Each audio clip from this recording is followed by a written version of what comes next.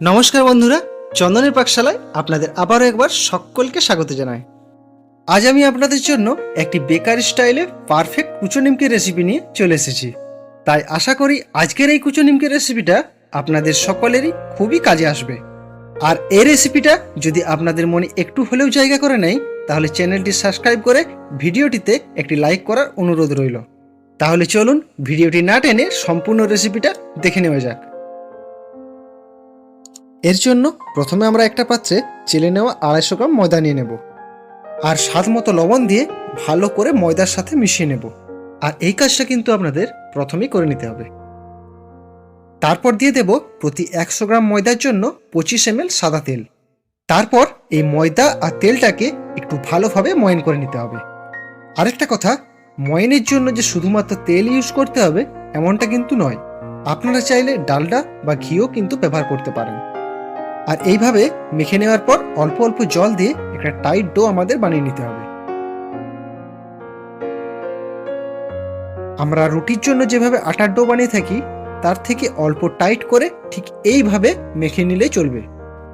তারপর রুটির থেকে একটু বড় বড় করে এর থেকে লেচিগুলো কেটে নিয়ে গোল গোল করে পাকিয়ে নেব। আর অল্প পরিমাণ শুকনো ময়দা নিয়ে যে কোনো প্লেন সারফেসের উপর বেলনার সাহায্যে না খুব বেশি মোটা না খুব পাতলা এমন একটা মিডিয়াম থিকনেস রেখে এই লেচিগুলোকে আমাদের বেলে নিতে হবে।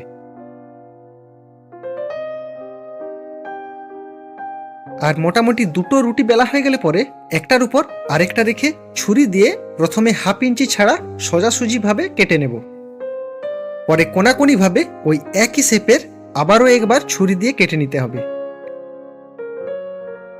আর এইভাবেই সমস্তগুলো কেটে নেওয়ার পর একটা পাত্রে কিছুক্ষণের জন্য তুলে রেখে দেব। এদিকে আমরা চুলাটা জ্বালিয়ে নিয়ে তাতে কড়াই বসিয়ে পর্যাপ্ত পরিমাণ তেল সামান্য গরম করে নিয়েছি। এখন যে নিমকিগুলো আমরা কেটে রেখেছিলাম তা থেকে অর্ধেকটা পরিমাণ এই তেলের মধ্যে ছেড়ে দেব। আর তেলে ছেড়ে দেওয়ার পর সাথে সাথে একটা ছান্তা দিয়ে এইভাবে একটু নাড়িয়ে নিতে হবে। তাহলে কিন্তু এই নিমকিগুলো আমাদের অনেকটাই ফুলে উঠবে।